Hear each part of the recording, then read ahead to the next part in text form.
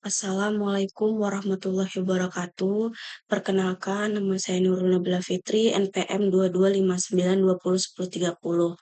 Di sini saya dari STI kelas 5A dengan dosen pengampu Bapak Hartono, SPD MTI, pada mata kuliah Machine Learning kelas 5A. Di sini saya akan membuat video demonstrasi penelaah dan penguraian struktur dataset menggunakan EDA atau PCA. Pertama-tama di sini saya sudah mempersiapkan dataset yang saya ambil dari Kaggle. Di sini saya ingin mengolah dataset dengan memprediksi nutrisi pada makanan. Yang pertama di sini saya memuat data. Kita akan memuat dataset dan menampilkan beberapa baris pertama untuk mendapatkan gambaran umum tentang data. Penjelasannya, di sini saya menggunakan import pandas, matplotlib, sama Seaborn. Pada data PD read CSV ini digunakan untuk membaca file CSV, lalu data head ini akan menampilkan 5 baris pertama untuk memberi gambaran umum tentang struktur data. Karena di sini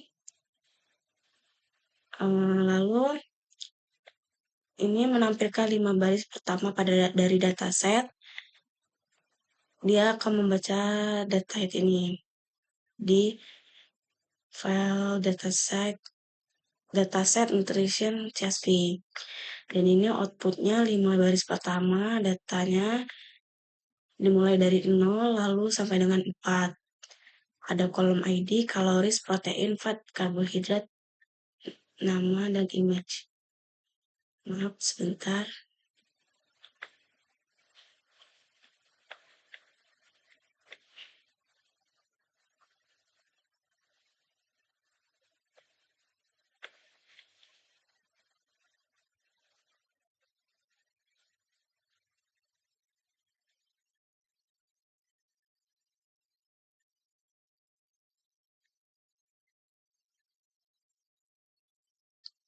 Di sini kita import dulu datasetnya.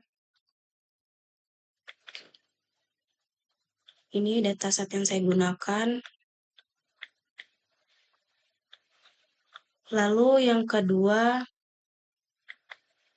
di sini ada memeriksa struktur data untuk memahami lebih lanjut struktur dari dataset. Kita bisa melihat tipe data dan informasi lain dari kolom yang ada. Di sini ada penjelasannya lagi. Data info ini akan menunjukkan jumlah kolom, tipe data, dan jumlah non-null di setiap kolom. Lalu data describe ini memberikan deskripsi statistik seperti mean, median, standar, deviasi untuk setiap fitur. Ini codingan untuk memeriksa struktur data dengan ininya struktur data. Di sini untuk deskripsi singkat data atau statistik data, dan ini outputnya. Ini range indeksnya 1346 entries dari mulai 0 ke 1345. Dan data kolomnya terdapat 7 kolom. Ada ID, kaloris, protein, fat, karbohidrat, name, dan image.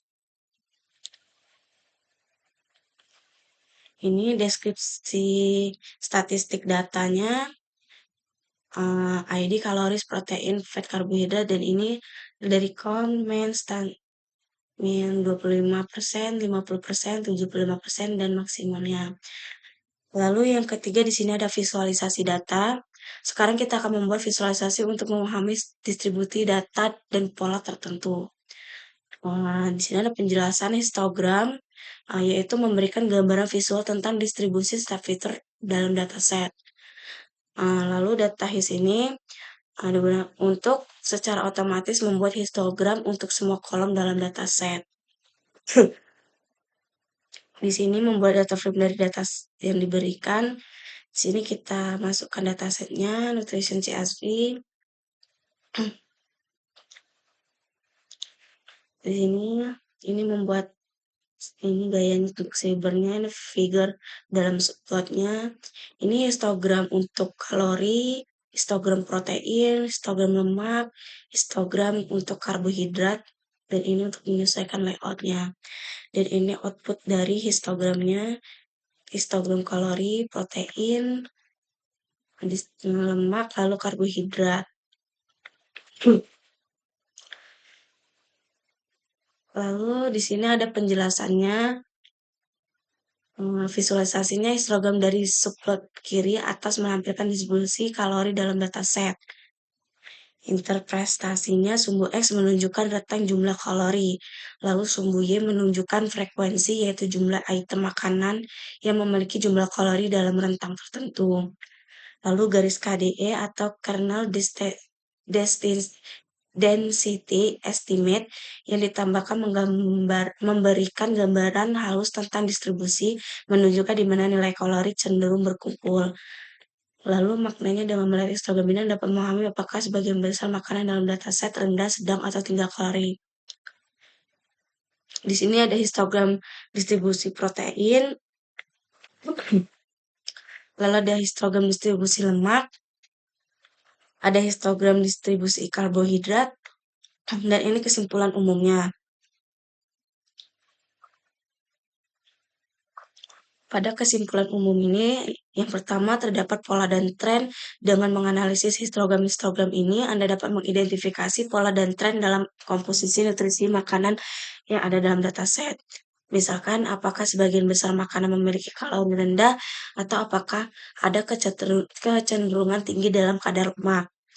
Yang kedua, ada informasi berguna. Informasi ini berguna untuk pengambilan keputusan dalam diet, perencanaan makanan, atau penelitian gizi. Yang kelima di sini yaitu ada pemeriksaan outliers dan missing values. Meskipun dataset ini tidak memiliki missing values, kita tetap bisa memeriksa outliers menggunakan box plot. Box plot itu sendiri berguna untuk mendeteksi outliers yang digambarkan sebagai titik-titik yang berada di luar batas normal atau whiskers. Ini membuat box plot untuk mendeteksi outliersnya. Ini codingannya, ini box plot untuk kalori, untuk protein, lemak, karbohidrat, dan ini untuk menyesuaikan layoutnya. Lalu ini untuk mencetak informasi tentang outliers. Ini muncul output box plotnya. Ini untuk kalori, protein, lemak, dan karbohidrat. Di sini outliersnya untuk kaloris akan muncul. Lalu untuk protein, untuk fatnya atau lemaknya, di sini ada karbohidrat atau karbohidrat. Nah, ini ada keterangannya. Lalu di sini ada untuk memeriksa missing values. Di sini missing values-nya. Ini keluar outputnya, tidak ada missing values. Lalu ini ada untuk menangani outliers dengan menghapus outliers. Ini codingannya dan ini outputnya. Jadi codingannya ada untuk data frame, menampilkan data frame setelah penghapusan outliers. Di sini ada menampilkan data frame asli untuk perbandingan. Ini data frame setelah menghapus outliersnya.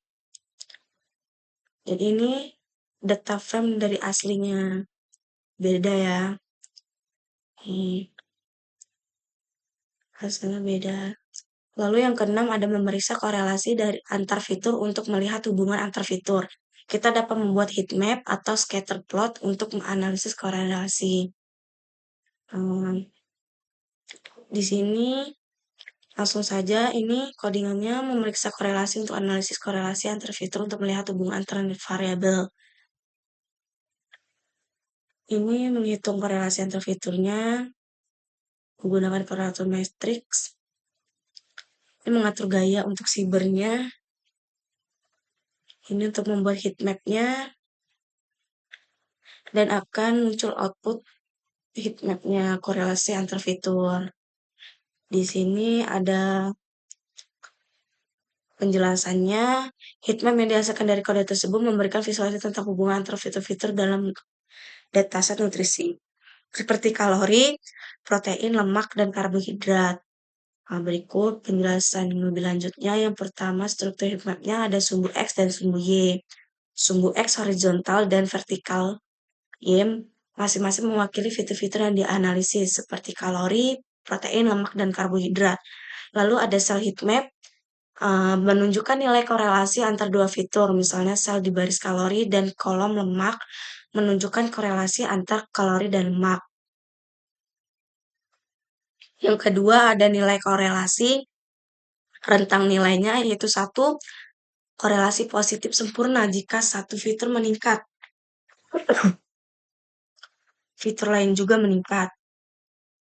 Jika 0, maka tidak ada korelasi atau perubahan pada satu fitur tidak mempengaruhi fitur lainnya. Lalu ada -1 korelasi negatif sempurna jika satu fitur meningkat, fitur lain menurun. Lalu ada di sini lalu ada palet warna. Untuk Coolworm menggunakan palet warna untuk menggambarkan nilai positif dan negatif. Warna hangat seperti merah biasanya menunjukkan korelasi positif yang kuat. Lalu untuk warna biru atau warna dingin menunjukkan korelasi negatif, dan warna netral seperti putih atau kuning menunjukkan tidak ada korelasi. Lalu ada interpretasi, yaitu hubungan antar fiturnya. Misalnya, jika korelasi antar kalori dan lemak adalah 0,85, ini menunjukkan bahwa ada hubungan positif yang kuat.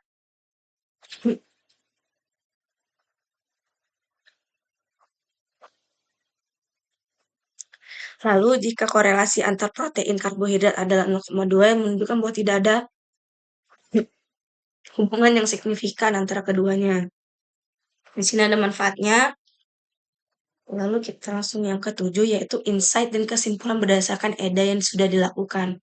Kita dapat menyimpulkan fitur-fitur yang paling signifikan berhubungan dengan probabilitas, analisis korelasi, dan distribusi data membantu kita untuk memahami pola yang ada. Di sini encodingannya dan in outputnya. Ada bar plot rata-rata nilai fitur nutrisinya. Di sini terlihat pada kalori mempunyai rata-rata yang tinggi sampai dengan 175. Ini ada penjelasannya. Lalu ini ada temuan utama EDA, kandungan kalori tinggi. Makanan dalam dataset ini cenderung memiliki kandungan kalori yang tinggi, dengan rata-rata kalori yang jauh lebih besar dibandingkan dengan protein, lemak, dan karbohidrat. Yang kedua, ada korelasi antar kalori dan lemak. Terdapat korelasi positif yang kuat antara kalori dan lemak. Lalu ada 3 rendahnya kandungan protein dan karbohidrat. Ada variasi dalam nutrisi, potensi dampak kesehatan, dan hubungan nutrisi yang kompleks. Lalu di sini ada penerapan hasil EDA dalam konteks lebih lanjut. Yang pertama ada desain program nutrisi, yang kedua kampanye kesadaran gizi, yang ketiga pengembangan produk makanan, yang keempat pemilihan makanan yang seimbang, yang kelima konsultasi gizi, yang keenam penelitian lebih lanjut, dan yang ketujuh kebijakan kesehatan publik. Lalu ada ringkasan penerapan hasil EDA tidak hanya terbatas pada analisis statik, tapi juga memberikan dampak nyata dalam pengembangan program nutrisi, edukasi, dan kebijakan kesehatan. Dengan memahami penerapan hasil analisis ini, individu dan organisasi dapat mengambil langkah positif menuju pola makanan yang lebih sehat dan berkelanjutan. Mungkin sekian video demonstrasi dari saya. Saya ucapkan terima kasih. Mohon maaf apabila terdapat kekurangan dan salah kata. Saya mohon maaf, dan kepada Allah saya mohon ampun. Saya akhiri, wassalamualaikum warahmatullahi wabarakatuh.